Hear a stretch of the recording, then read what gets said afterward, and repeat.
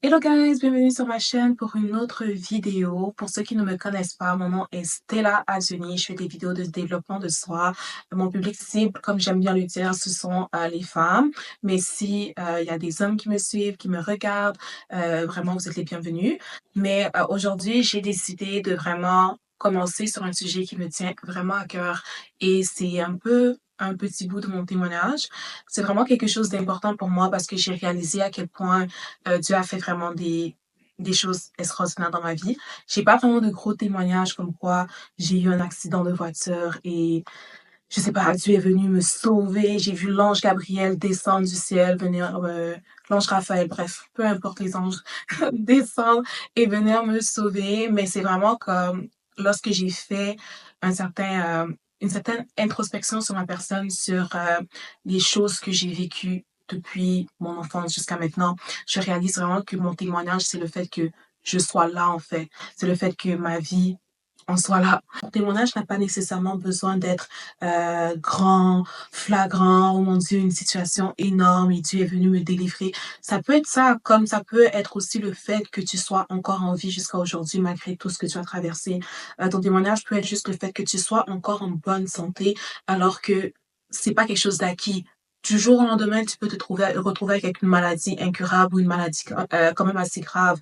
Donc, c'est juste, le témoignage, ça peut juste être le fait que la main de Dieu ne t'a jamais quitté du début, du jour, depuis ta naissance jusqu'à maintenant. C'est ça, ça peut être aussi ça ton témoignage et c'est ça le mien. Donc, juste pour entrer dans le vif du sujet, je vais pas faire la vidéo non plus très longue. Je vais vous donner comme une certaine introduction à qu'est-ce qui s'est passé. Je vais pas rentrer dans les détails par respect pour certaines personnes dans l'histoire, mais je vais juste vous donner comme un certain backstory pour que vous compreniez exactement le but de cette vidéo.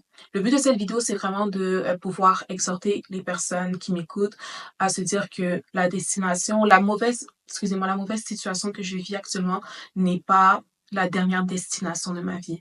La mauvaise période que je traverse actuellement n'est pas la période finale de ma vie.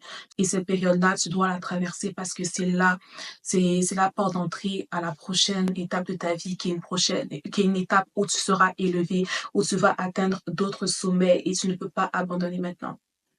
Donc, pour faire ma petite histoire, ma petite introduction, quand j'avais 16 ans, je suis partie de mon domicile familial et je ne suis plus jamais revenue. C'est une situation désolante qui s'est passée. Je ne pourrais pas raconter dans les détails, mais j'ai eu une certaine querelle, discorde avec quelqu'un qui habitait sous le même toit que moi. Et je ne pouvais pas retourner là parce que je me sentais pas en sécurité, je pourrais pas retourner là. On va juste dire ça comme ça. Et grâce à Dieu, j'ai une amie avec qui je suis allée au secondaire. On était ensemble au cégep. Cégep, c'est comme le collège, pour ceux qui ne sont pas québécois. Et elle était là au bon moment. Donc, grâce à Dieu, j'ai pu aller vivre chez elle jusqu'à ce que j'atteigne ma majorité. Et c'est vraiment quelque chose que je rends grâce à Dieu pour ça, parce que connaissant ce qui se passe dehors, j'aurais été foutue. J'aurais été foutue. Je suis pas quelqu'un de délinquant, je suis pas quelqu'un de rebelle. J'ai toujours été un peu timide, peureuse. J'avais pas confiance en moi dans ce temps-là. Donc, je savais que le dehors m'aurait bouffé tout cru. Quand je vous dis ça, là, tout cru, j'avais aucune assurance. Je pouvais pas te regarder dans les yeux pour te dire exactement ce que je pense. Je suis pas le genre de personne qui allait te dire que non, tu fais pas ça. Non, j'étais quelqu'un qui, j'aimais pas les querelles, j'aimais pas les conflits. J'étais vraiment très dans mon coin. Ben, pas dans mon coin, mais j'osais pas confronter les gens. Donc, je sais que si elle n'avait pas été là, si sa famille n'avait pas été là pour me supporter, je sais pas qu'est-ce que je serais devenue, honnêtement, je sais pas. Dans ce temps-là, c'était vraiment difficile parce qu'à 16 ans, tu es pas censé être à l'extérieur de ta famille. À 16 ans, tu n'es pas censé être dans un autre foyer. À 16 ans, tu n'es pas censé... Tu es censé vraiment avoir un parcours de tout adolescent de 16 ans. Tu es censé avoir les problèmes d'adolescent. Mais à 16 ans, moi, j'avais des problèmes de, OK, comment je vais faire pour me retrouver. Là, je suis en dehors de mon cocon familial. J'étais un peu en mode survie que en mode vivre. Je sais pas comment m'expliquer. J'avais d'autres problèmes là. Et ça a vraiment impacté mes résultats scolaires, bien sûr. Ça a impacté mes relations, ça a impacté ma confiance en soi qui était là, elle est descendue là, comme never, comme il y avait plus de confiance. Si c'était à 0, c'était rendu à -100, tu comprends? Donc c'est une période assez difficile et je me disais: «Mais comment je vais arriver, en fait?» J'avais tellement ces plans-là de dire: «OK, je vais avoir mon chez moi». J'ai toujours été passionnée un peu d'entrepreneuriat. J'étais comme: «Je voulais devenir une entrepreneure à succès, finir mes études et tout», mais j'y arrivais pas. Je n'arrivais pas. Je toutes mes pensées n'étaient pas là-dessus. C'était vraiment comme, je me sentais, j'avais honte d'être partie. Parce que si tu as vécu dans une famille africaine, tu sais que peu importe ce qui se passe, tu ne pars pas. Tu ne pars pas. Tu restes et tu affrontes la réalité de la chose. Donc j'avais honte parce que je me suis dit, j'ai trahi tout le monde. Moi, je suis juste partie et je suis la première personne qui a fait ça. Donc, ça montre un peu la gravité de la chose.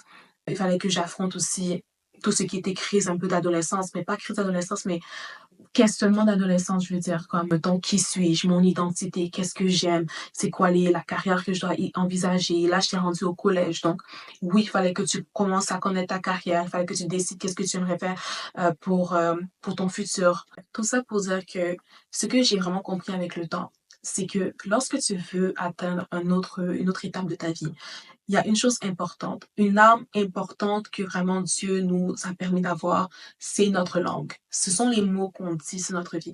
Et ça, guys, je répéterai même pas assez souvent à quel point la puissance des mots qu'on dit a un impact tellement fort sur le courant de notre vie. Si tu dis, par exemple, oh, j'ai raté ma vie, je n'arriverai à rien faire, oh, je ne vais pas être successful comme tel.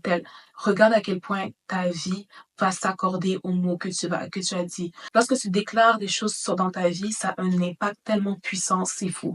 Et moi, j'ai toujours été quelqu'un, et je pense que grâce à Dieu encore, j'ai toujours été quelqu'un j'étais un peu delusional. J'ai toujours été ces personnes-là qu'on dit, OK, Stella, tu rêves, comme tu rêves. Oh, Stella, t'as tellement d'ambition. Oh, Stella, t'es... Mais, guys, ce que vous comprenez pas, c'est que c'est la chose qui m'a sauvée le plus. Avant même que je puisse rentrer en crise, avant même que je puisse donner ma vie en crise, que je comprenne que, actually, c'est une loi spirituelle et que c'est écrit, le fait que je sois delusional m'a littéralement sauvé la vie. Quand je vous dis m'a littéralement sauvé la vie, ça m'a sauvé la vie. J'ai toujours fake it till you make it. Non, oh, Stella, t'as trop d'ambition, etc. Peut-être que je vais déclarer des choses, je ne vais pas les voir s'accomplir dans 3, 4, 5 ans, mais je sais que ça ne finira pas s'accomplir. Une chose que j'ai remarqué qui s'est passée au courant de ma vie, c'est que les choses que je déclarais il y a 4, 5 ans, lorsque j'avais 16 ans, lorsque je venais de partir de ma maison familiale, ce sont des choses qui sont en train de s'accomplir maintenant. En fait, vous comprenez pas. Et je sais que les personnes qui vont écouter cette vidéo-là, mes amis qui étaient là à cette période de ma vie, lorsqu'ils regardent ma vie maintenant, peuvent témoigner de ça. Lorsque je suis partie de cette maison familiale-là, lorsque je disais, un jour, je vais avoir mon appart, un jour, je vais créer une entreprise, un jour, je vais déménager, je vais avoir confiance en moi, je vais pouvoir parler sur YouTube, je vais pouvoir encourager d'autres femmes, je vais pouvoir apprendre sur ci, sur ça. C'est tous des choses que je déclarais et maintenant, je les vois se réaliser petit à petit. The whole thing avec la foi, c'est de ne pas justement rester dans le rationnel. Si on doit s'arrêter aux choses rationnelles de ce monde, il y a il y a plein de choses qu'on ne pourrait pas expliquer. Il y a des témoignages que tu entends de certaines personnes que Dieu a fait dans leur vie qui ne pourront pas être expliqués en fait. Be delusional.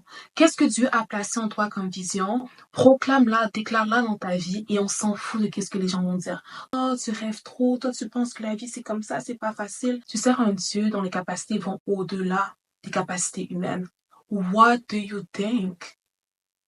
Je suis désolée, mais je sers un Dieu qui n'a pas les mêmes capacités que toi. Je vous dis que lorsque j'avais 16 ans, lorsque je passais à travers une des périodes les plus difficiles de ma vie, où j'avais plus ma famille, j'avais plus mon cocon familial, c'était juste moi, les personnes qui faisaient partie de mon entourage, maintenant de mon cercle, la famille dans laquelle je vivais, c'était juste moi et la vision que j'avais pour ma vie. Et si je ne m'étais pas accrochée à cette vision-là, j'aurais pu prendre un autre tournant. J'aurais pu prendre une autre direction contraire, vraiment très contraire à celle que j'ai prise.